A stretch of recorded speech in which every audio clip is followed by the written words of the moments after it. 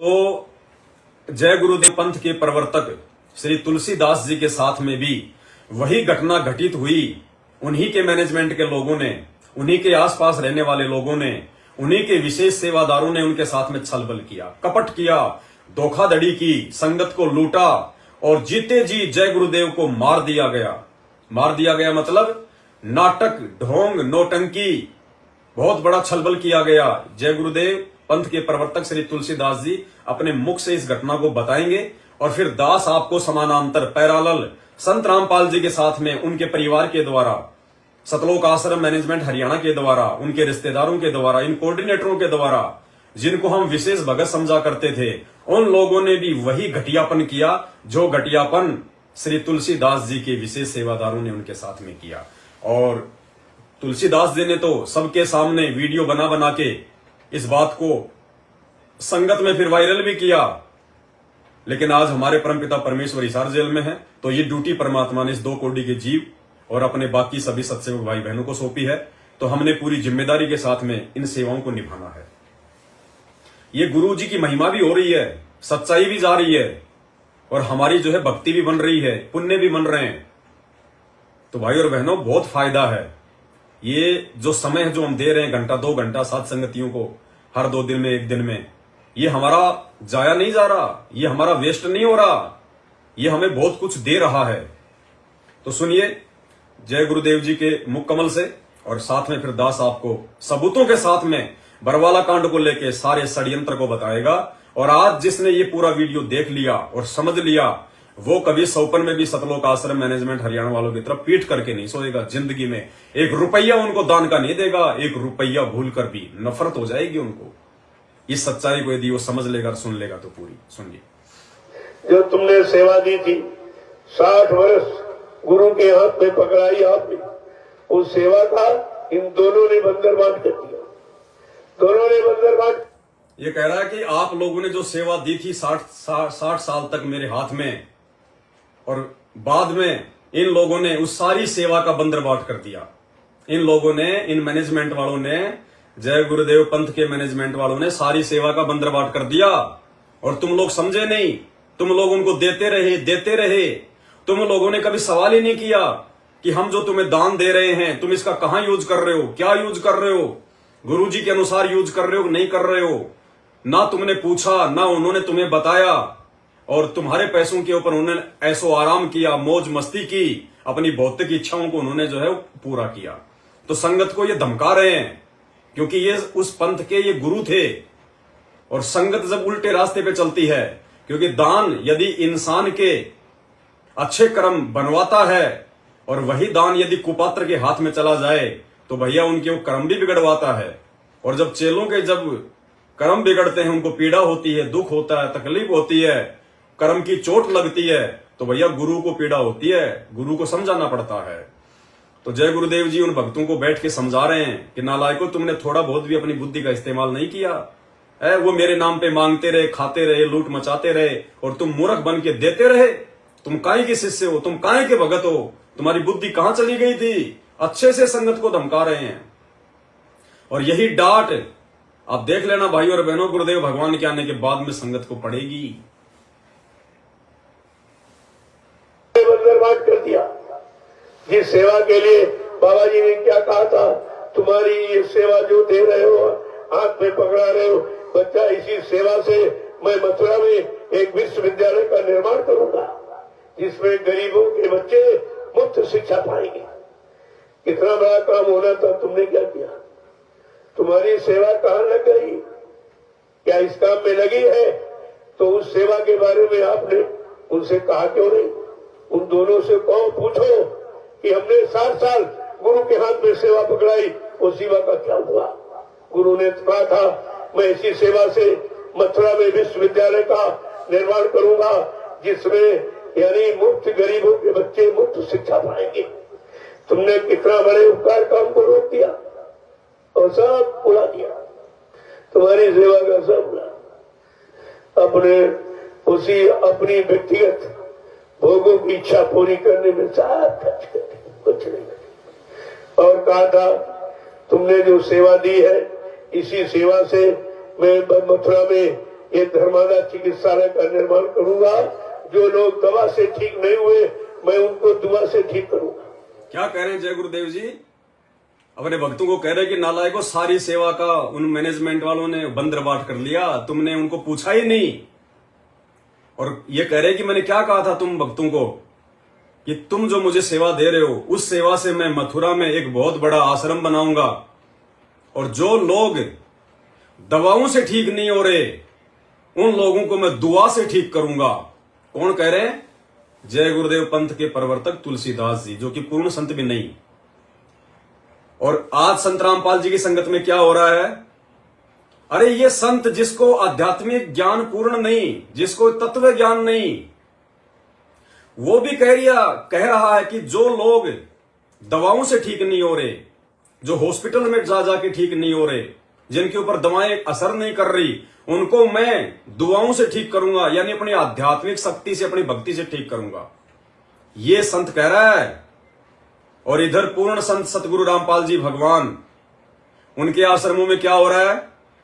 उनके आश्रमों में हॉस्पिटल खोले जा रहे हैं। सतलोक आश्रम मैनेजमेंट हरियाणा के द्वारा जब इन आश्रमों में 3-3 दिन का अखंड पाठ होता है तो वहां पे आंखों की जांच के शिविर लगाए जा रहे हैं, दांतों की जांच के शिविर लगाए जा रहे हैं। अरे जो ज्ञानहीन नकली संत है वो तो कह रहा है कि मैं अपनी भक्ति से ठीक करूंगा, और जो पूर्ण संत सतगुरु रामपाल जी भगवान है उनकी गैर हाजिरी में उनका ये कलयुगी परिवार भक्ति वक्ति गई तेल लेने, इन्होंने हॉस्पिटलों में ही शिविर लगाने शुरू कर दिए। भक्ति से नहीं, डॉक्टरों से ठीक करेंगे, ये इलाज से ठीक करेंगे दुनिया को। कुछ समझ में आया भगत भाई बहनों? काल क्या कर रहा है? ऐसे मर्यादा खंडित करवाता है। ये होती है काल की सूक्ष्म चाल। परमात्मा चेक करता है मेरे भगत मुझे क्या समझे, कहां तक समझे।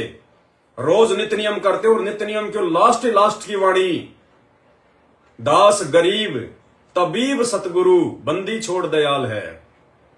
रोज अपने गुरुदेव भगवान सतगुरु रामपाल जी को आप जो डॉक्टर कहते हो, तबीब, दास गरीब तबीब सतगुरु बंदी छोड़ दयाल है। और हॉस्पिटल और आश्रमों को तुमने हॉस्पिटल बनवा दिया। तुम्हारी आंखों के सामने वहां पे आंखों के, दांतों के, कानों के शिविर लगाए जाते हैं, और तुम्हारे में से कोई भी जुबान नहीं खोलता कि भाई तुम ये क्या कर रहे हो। अरे संत रामपाल जी के पास तो ऐसे ऐसे लोग आश्रम में आते थे जिनको कहीं से भी दवा काम नहीं करती थी। All India medical, AIIMS, PGI, बड़े से बड़ा डॉक्टर है, लोग मरे हुई हालत में आते थे उनके पास, और गुरुजी उनको भक्ति देते थे, मंत्र जाप करने के लिए दिया करते थे, आशीर्वाद से गुरुजी उनको ठीक किया करते थे। और तुम आज ऐसे परम संत के आश्रमों में ये मेडिकल खोल रहे हो, डॉक्टरों को ये बुला बुला के ड्रामा कर रहे हो, अपने गुरुजी की बेइज्जती कर रहे हो, गुरुजी की जो है तुम इंसल्ट कर रहे हो। क्या कर रहे हो तुम? ये आश्रमों को तुमने हॉस्पिटल बना दिया, लेकिन कोई माई का लाल ये जुबान नहीं खोलता, सब डरते हैं, सब कायर, कोई नहीं सवाल करता उस कलयुगी मैनेजमेंट से। सबके सब चापलूस, सबके सब उनकी गुलामी कर रहे हैं। इसी को कहते हैं एकदम उल्टा। हुए मैं उनको दुआ से ठीक करूंगा। ये सब कहां चला गया? ये गुरु के वचन याद रखे। तुम गुरुमुख हो, तुम गुरु के शिष्य या भक्त प्रेमी कभी कहलाओगे? तुम्हारा कहलाने का अधिकार खत्म हो गया, कुछ नहीं किया तुमने। जय गुरुदेव जी अपने भक्तों से नाराज होकर कह रहे कि नालायको, तुम्हारी आंखों के सामने वो कुकर्म करते रहे, तुम्हारे गुरुजी के वचनों के विरुद्ध काम करते रहे, और तुम देखते रहे, किसी ने कुछ नहीं बोला। तुम गुरुमुख कहलाओगे? डांट रहा अपने भक्तों को, क्या तुम गुरुमुख कहलाओगे? और उससे भी बड़ा लफड़ा, उससे भी बड़ा षड्यंत्र संत रामपाल जी की संगत के साथ वर्तमान में संत रामपाल जी के कलयुगी परिवार के द्वारा, उनके भाई बंधु रिश्तेदारों के द्वारा किया जा रहा है। और वो हजारों लाखों की संख्या में मूर्ख संगत भीड़ वहां जाती है, कोई आवाज नहीं उठाता। सबको पता है, धनाना आश्रम में जाने वाली, बाकी आश्रमों में जाने वाली सभी संगत को पता है कि गुरुदेव के परिवार वालों ने धनाना गांव में 50 लाख रुपया लगा के गांव वालों के लिए बैडमिंटन का स्टेडियम बना दिया। अरे हमारे गुरुदेव अपने नियमों में स्पष्ट रूप से लिखते हैं कि भगत ने मोबाइल में वीडियो गेम नहीं देखना, मर्यादा टूट जाएगी। भगत ने ताश भी नहीं खेलनी है, कोई गेम भी नहीं खेलना है।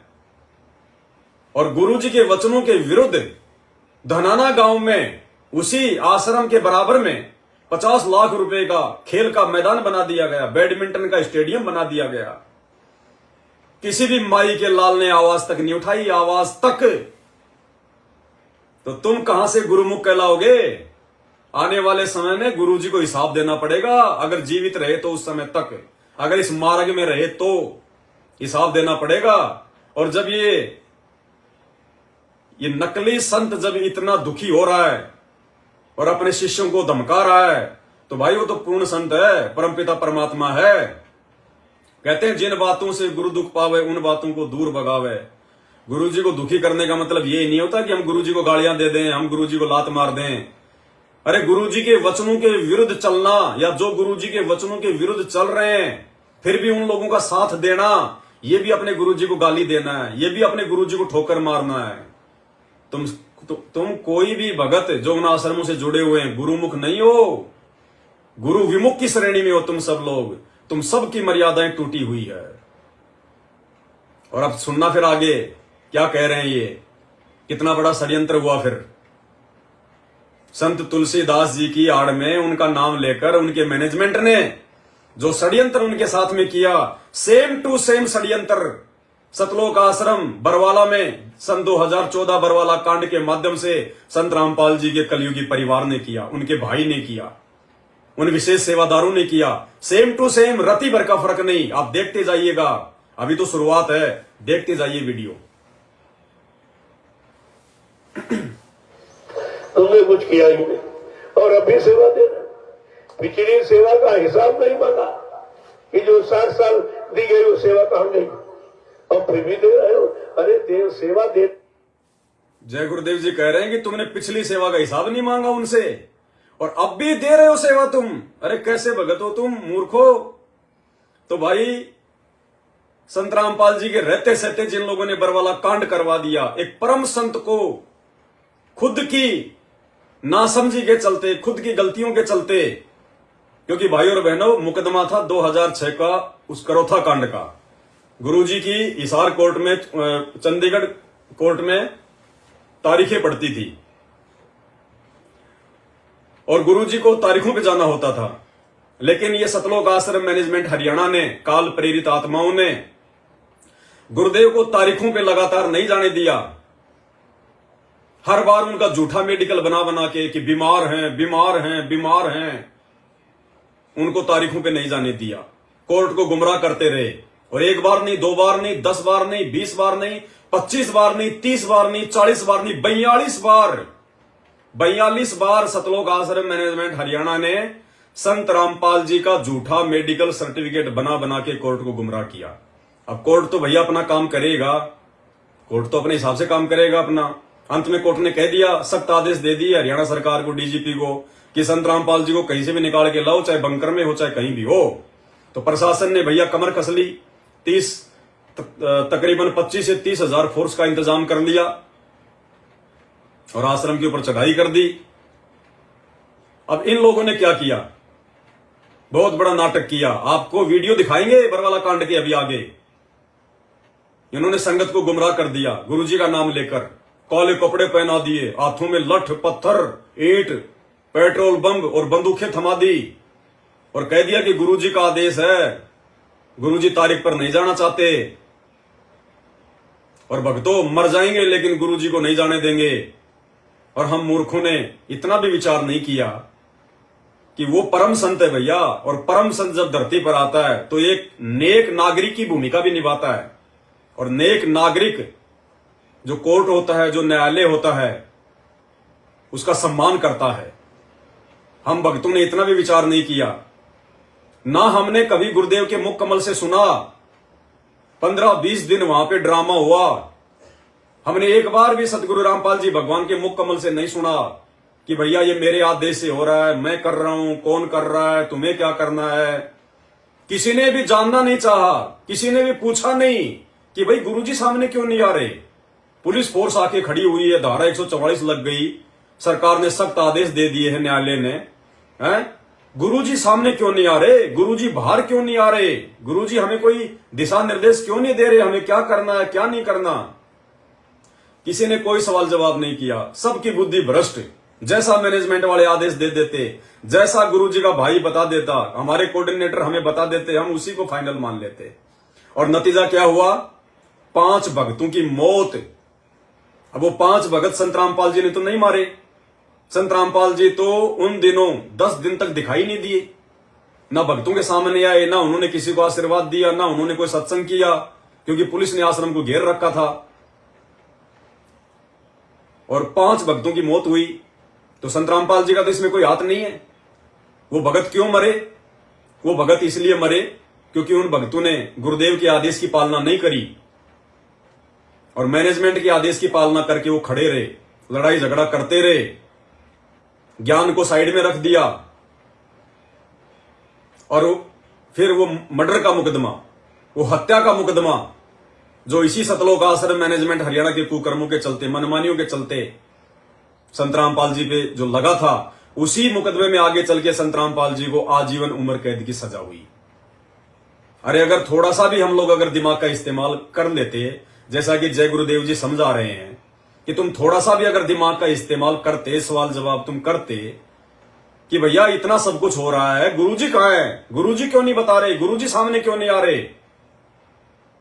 और हम लोगों ने उस मैनेजमेंट को अपना गुरु मान के उनके हर आदेश की पालना कर दी, झगड़ा हो गया, 5 भगत मर गए, मर्डर का मुकदमा लग गया संत रामपाल जी पे। तो संत रामपाल जी आज जो उम्र कैद की सजा काट रहे हैं हिसार जेल में, वो किसकी गलती से काट रहे हैं? विचार करो इन बातों पे। सतलोक आश्रम मैनेजमेंट हरियाणा की गलती के कारण है। अगर ये सरकारी काम में किसी प्रकार की बाधा नहीं करते, देखो गए तो गुरुजी फिर भी, इन्होंने सारे यत्न कर लिए, सारे प्रयत्न कर लिए, फिर भी ये प्रशासन के सामने फेल हो गए। वही प्रशासन फिर गुरुजी को लेके चला गया। सारे काम हुए, गुरुजी कोर्ट में भी गए, जेल भी हुई, सारे काम हुए। अरे नालायकों, तुम भगत थे मैनेजमेंट वालों, यही काम यदि तुम आसानी से होने देते तो कोई दिक्कत ही नहीं थी। कोर्ट तो बाद में भी संत रामपाल जी को लेके गया, प्रशासन तो बाद में भी संत रामपाल जी को लेके गया कोर्ट में। और वही यदि तुम लोग बीच में बाधा उत्पन्न ना करते, झूठा षड्यंत्र ना करते, तो आसानी से संत रामपाल जी जो है वो कोर्ट में जाते, 5 भगत नहीं मरते। और 5 भगत नहीं मरते तो आज तुम्हारे गुरुजी जेल में नहीं बैठे होते। आज तुम्हारी उन उल्टी हरकतों के कारण वो मर्डर का मुकदमा संत रामपाल जी के ऊपर लगा और आज वो जेल में बैठे हैं। तो ये किसके कारण है? अरे भगत तो बेचारे भोले थे, उन्हें तो कुछ नहीं पता था। उन्होंने सोचा भैया ये गुरुजी का भाई है, गुरुजी का बेटा है, गुरुजी का बॉडीगार्ड है, ये गुरुजी का है, ये रिश्तेदार है, ये तो गुरुजी से मिनट मिनट में जाके मिलते हैं अंदर, हो सकता है गुरुजी आदेश दे रहे होंगे। तो संगत तो बेचारी भोली होती है, संगत तो बेचारी जो है श्रद्धालु होती है, उनको नहीं पता होता। उन्होंने तो मान लिया, लेकिन नालायकों ये फिर ये किया किसने? सारा का सारा गलती किसकी? तुम लोगों की, तुम्हारी मनमानी हरकतों की, तुम्हारे अहंकार की। और सारे काम हुए उसके बाद में। लेकिन पहले यदि तुम आराम से हाथ जोड़ के बैठे रहते, गुरुजी का ज्ञान तो यही कहता है, आवत गाड़ी एक है, उल्टा हो अनेक, कहे कबीर ना उल्टी रहे एक की एक। अरे जब तुम्हें पता था कि हमारे गुरुजी भगवान है, परमात्मा है, समर्थ है, अरे तो भैया तुम्हें इस बात का फिर डर क्यों लग रहा था? तुम इतने परेशान क्यों थे? तुम इतने भयभीत क्यों थे? यदि गुरुजी को पुलिस ले जाती तो तुम्हें भैया डर किस बात का था? जब तुम्हें ज्ञान हो गया कि तुम्हारे गुरुजी भगवान है, परमात्मा है, सारी सृष्टि के रचयिता है, तो पुलिस तुम्हारे गुरुजी का क्या बिगाड़ लेती? अरे 2006 में भी तो गुरुजी जेल में गए थे, 2 साल रह के आए थे, क्या बिगाड़ लिया? आज क्या बिगाड़ लेते? लेकिन भाई और बहनों, मेन जो षड्यंत्र था, मेन षड्यंत्र था गुरुजी के भाई का और साथ में आर्य समाजियों का। उन आर्य समाजियों से गुरुजी का भाई मिला हुआ है, जो प्रशासनिक अधिकारी थे उनसे गुरुजी का भाई मिला हुआ है। और पूरा का पूरा सन 2014 का जो ये षड्यंत्र रचा गया, ये संत रामपाल जी को सदा सदा के लिए गुरु गद्दी से उनकी हत्या करके हटा के बरवाला कांड के माध्यम से उस महेंद्र के द्वारा स्वयं वो गुरु जी की वो पदवी प्राप्त करना था, वो संपत्ति प्राप्त करना था। मेन मकसद ये था। आपको साबित कर देंगे, अगर पूरा वीडियो आपने ध्यान से देख लिया तो साबित कर देंगे आपको। संत रामपाल जी के भाई महेंद्र के द्वारा, जो कि धरती पर काल का रूप है, काल ने उसको स्पेशल अपने एजेंट के रूप में भेजा हुआ, जैसे कमाल को भेजा था 650 साल पहले। इस महेंद्र को काल ने भेजा हुआ है, और ये पूरा षड्यंत्र इस महेंद्र का। अन्यथा बरवाला कांड धारा 144 लग रही है, चिड़ी का बच्चा ना आ सकता ना जा सकता। 30,000 पुलिस फोर्स जिसने आश्रम को घेर रखा है। अरे वो महेंद्र दास, अरे आश्रम से कैसे निकल गया, कैसे फरार हो गया आश्रम से? 8 साल तक भगोड़ा बन के घूमता रहा उसी मर्डर के मुकदमे में। 8 साल तक भगोड़ा बन के घूमता रहा, आश्रम से बाहर कैसे निकल गया? वो बेचारे भगत नहीं निकल पाए।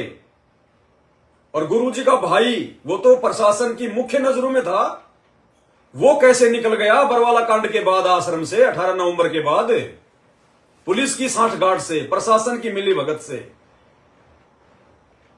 और उसके ऊपर भी वही मर्डर का मुकदमा लगा हुआ है, जिस मर्डर के मुकदमे में हमारे गुरुजी आज आजीवन उम्र कैद की सजा काट रहे हैं। और बहुत सारे भगत भाई बहनों को उसी मर्डर के मुकदमे में 5-5 साल, 4-4 साल की सजा हुई। और 8 साल के बाद वो महेंद्र पकड़ा नहीं जाता। महेंद्र ने अपने आप को प्रशासन के साथ में सांठगांठ करके पकड़वाया। खुद महेंद्र ने अपने आप को पकड़वाया। अभी साल भर पहले जब दास जेल गया था, साल भर पहले, उसके 2 महीने पहले महेंद्र को जेल हो गई। और मर्डर के मुकदमे में, जिस मुकदमे में गुरुजी उम्र कैद की सजा काट रहे, बराबर का दोषी महेंद्र, उसी मुकदमे में वो महेंद्र प्रशासन के था साथ में सांठगांठ करके मात्र 28 दिन जेल में रहता है। मात्र 28 दिन। और 28 दिन के बाद में जमानत करवा के बाहर आ जाता है और आज सरेआम घूम रहा है। वो काल का एजेंट, गुरुजी की संपूर्ण संपत्ति हथियाने का षड्यंत्र, गुरुजी को मानुष मानकर, आम व्यक्ति मानकर, एक अपने जैसा हार्ड मास का इंसान मानकर सदा सदा के लिए रास्ते से हटाने का षड्यंत्र, पूरी प्लानिंग। लेकिन वो भूल गया कि ये बाप है, सबका बाप। कबीर इज फादर, ये सबका बाप। लेकिन जो मानुष मानेगा वो तो मानुष मान के सारे कुकर्म करेगा। गुरु मानुष कर जानते ते नर कहिए अंध, ओवे दुखी संसार में आ गए यम के फंद। उसने गुरु को मानुष मान के सब कुछ किया और पूरी उसने प्रशासन में सेटिंग करके सारा सब कुछ उसने किया। अब आगे सुनिएगा क्या कह रहे हैं। सेवा देना बुरा नहीं है, लेकिन कम से कम ये तो पूछो कि हमारी सेवा का तुम उपयोग कहां कर रहे हो? कौन सा समाज की सेवा में, कौन सा गरीबों की सेवा में, कौन सा भूखे नंगे यानी अपाहिज लोगों की सेवा में खर्च हो रहा, आपको ही बताना चाहिए और पूछना चाहिए।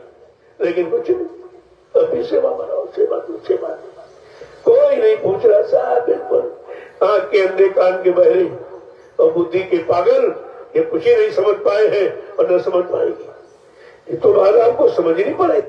अपने भक्तों को धमका रहा है कि आंख के अंधे, कानों के बहरे और दिमाग के पागल ना समझे और ना तुम समझ पाओगे। वही जय गुरुदेव वाली संगत से भी बुरी हालत संत रामपाल जी के भक्तों की हो रही है वर्तमान में। उनसे ज्यादा बुद्धि के पागल हैं, अंधे बहरे हैं उससे ज्यादा। कैसे धमका रहे हैं? पूछ रहा साहब, बिल्कुल आंख के अंधे, कान के बहरे और बुद्धि के पागल ये कुछ ही नहीं समझ पाए हैं और न समझ पाएंगे। ये तो बात आपको समझनी पड़ेगी। समय किसी को माफ नहीं करेगा। मनुष्य बलि नहीं होते हैं, समय होत बलवान और भिल्ल लुटी गोपिका वही अंदर वही बात। कह रहे समझना पड़ेगा वरना समय किसी को भी माफ नहीं करेगा। और भाई और बहनों, आपको इस षड्यंत्र से रूबरू करवाते हैं। ये बरवाला कांड की घटना कितना बड़ा षड्यंत्र था। अगर संत रामपाल जी पूर्ण परमात्मा ना होते, पूर्ण संत ना होते, तो भाई और बहनों इस बरवाला कांड में संत रामपाल जी को भी अपनी जान से हाथ धोना पड़ता। इसमें कोई दो राय नहीं, बचने का कोई तरीका ही नहीं था। इतना भयंकर जाल फैलाया था काल ने महेंद्र के माध्यम से। और संगत जहां केवल 5 मरे, कम से कम 500 भगत मरने थे। 500 ट्रकों के ट्रक लाशों के वहां पे जो है वो भर भर के जाने थे। अरे राम रहीम के साथ हुआ, राम रहीम के साथ है, उसके 50 भगत मरे, 50। और संत रामपाल जी तो पूर्ण संत हैं। काल का दबाव कितना भयंकर था, कम से कम 500 लोग मरने थे पुलिस प्रशासन और भक्तों की मुठभेड़ में, क्योंकि हजारों भक्तों को इन्होंने काले कपड़े पहना के कमांडो बना रखा था। हाथों में लठ पत्थर पेट्रोल बम बंदूकें, मर जाओ मार दो, क्योंकि दास तो था भाई वहां पे। दास तो उस घटना का गवाह है, चश्मदीद। 1 महीने था मैं उस आश्रम में, इसलिए दास ये सब कुछ आपको आज ये बता पा रहा है। परमात्मा की दया, जो परमात्मा ने मुझे वहां रखा, हर घटना से मुझे परमात्मा ने रूबरू करवाया, अपनी आंखों से देखा। लेकिन उस समय मेरी भी बुद्धि ओप थी। आज परमात्मा ने सद्बुद्धि दी तो उन घटनाओं को याद करके सब कुछ शीशे की तरह साफ हो रहा है कि कितना बड़ा षड्यंत्र था। और क्या षड्यंत्र था बताते हैं आपको। सबसे पहले